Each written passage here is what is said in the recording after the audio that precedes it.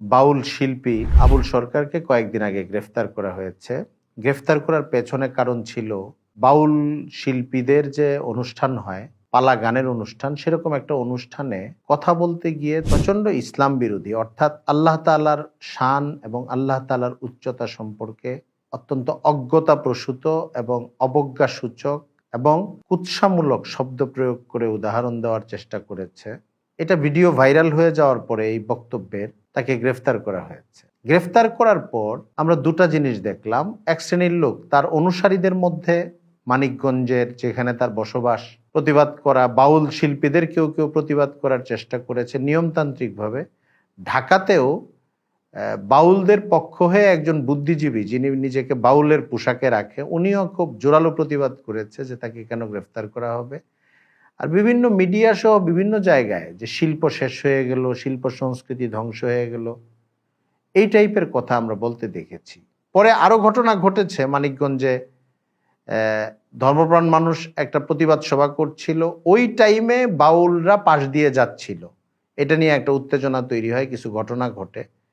যদিও তাদের জন্য, বাউল শিল্পীদের জন্য আলাদা সময় ছিল, কিন্তু তারা ওই টাইমে, যেই টাইমে তৌহিদি জনতা বা ধর্মপ্রাণ মানুষের যে সমাবেশ এখানে হয়েছে, প্রতিবাদ, তারা পাশ দিয়ে যাওয়ার কারণে একটা উত্তেজনা তৈরি হয়। এটাকে এই জন্য অনেকে বললে যে বাউলদের তৈরি করা একটা উত্তেজনা এবং সেখানেই কিছু ঘটনা, ধাওয়া পাল্টা দেওয়ার ঘটনা ঘটে।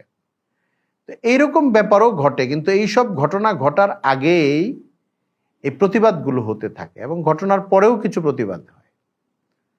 তো আমার একটা সহজ কথা হলো, ধরুন উনি বাউল শিল্পী কিনা, লেখক কিনা, কবি কিনা, রাজনীতিক কিনা বা ব্যবসায়ী কিনা, ডাক্তার, চিকিৎসক, প্রকৌশলী কিনা, এগুলো দেখার কি দরকার আছে? যদি কেউ ইসলাম অবমাননা করে, দেশদ্রোহিতামূলক অপরাধ করে, ধর্ষণ করে, মানুষ হত্যা করে, এই ধরনের বড় ক্রাইম যেটা দেশকে প্রভাবিত করে এবং অপরাধ হিসাবেও বড় মাপের, সেখানে সে কোন শ্রেণীর বা তাকে এটার জন্য শাস্তির উদ্যোগ নিলে, গ্রেফতার করা হলে এতে ওই পেশা বা ওই শিল্প আক্রান্ত হয়ে গেল, এই কথা বলার কি সুযোগ?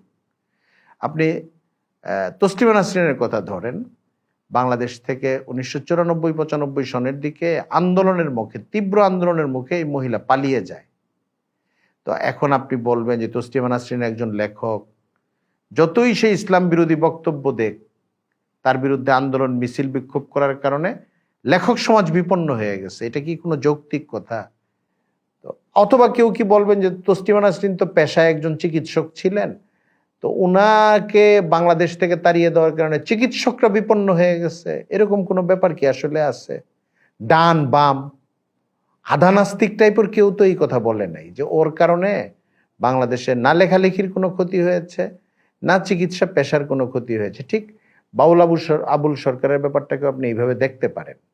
যদিও বাউলদের কর্মকাণ্ড নিয়ে অনেক বিতর্ক আছে, তাদের ব্যক্তিগত জীবনযাপন, এমনকি তাদের অনুষ্ঠানে যেসব কথাবার্তা বলা হয়, ধর্ম এবং ইসলামের মৌলিক কাঠামো, কোরআন, সুন্নাহ, আল্লাহ, রসুল, সাহাবায়ে কেরাম, এসব আহলে বাইত ইত্যাদি বিষয়ে তাদের অনেক কথাবার্তা থাকে অজ্ঞতাপ্রসূত এবং হিংসাত্মক। অনেকে আছে কোনো পড়াশোনা নেই, কোনো জানাশোনা নেই, তারা ওই কি বলে এটাকে, ঐতিহ্যগতভাবে একজন এক একটা পালা গান থেকে গল্পগুলো শিখেছে। আপনি এমন অনেক বাউল শিল্পী পাবেন, বাউলের ওরা মহারাজা বলে, রাজা বলে, সাধু বলে, এদের অনেককে পাবেন যে তাদেরকে তাদের বক্তব্যের বা যে পেছনের যে ঘটনার উৎস বর্ণনা করতে সে চাচ্ছে, আপনি রেফারেন্স দিতে বললে যদি সে মানে জায়গায় থাকে, তাহলে আপনি তাকে এক সপ্তাহ সময় দিলেও সে রেফারেন্স আনতে পারবে না, এক বছর সময় দিলেও সে আনতে পারবে না। এরকম বহু বাউল শিল্পী আছে, অনেক ভয়াবহ ভয়াবহ ঘটনা বর্ণনা করতেছে, যেটা আসলে কোনো ঘটনাই না।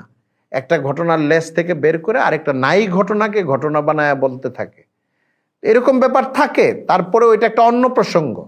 বাউল আবুল সরকার যে বেয়াদবি করেছে আল্লাহ তাআলা সম্পর্কে, তাকে না বাউল, না ব্যবসায়ী, না অন্য কোনো পেশাজীবী, না শিল্প সাহিত্য সংস্কৃতি অঙ্গনের কোনো মানুষ, সব কিছুর থেকে আলাদা করে দেখেন বাউল আবুল সরকার যে বেয়াদবি করেছে, এইটার জন্য তাকে শাস্তি দেওয়া উচিত তাকে। এবং অনেকে তো এই কথাও বলেন যে 5ই আগস্টের পরে কয়েক মাস যেরকম বিভিন্ন পোশাকে লিগ ফেরত আসার বা বিদায়ী সরকারের একটা ইনফ্লুয়েন্স বা শক্তি, সমর্থকদের একটা উত্থান ফেরত আনার যে একটা প্রয়াস, এবার বুঝে না বুঝে এই প্রয়াসের সঙ্গে বিএনপি, এনসিপি এদের মতো দলেরও কিছু সমর্থন যুক্ত হয়ে যাচ্ছে বিভিন্ন লেভেল থেকে, বিভিন্ন স্তর থেকে।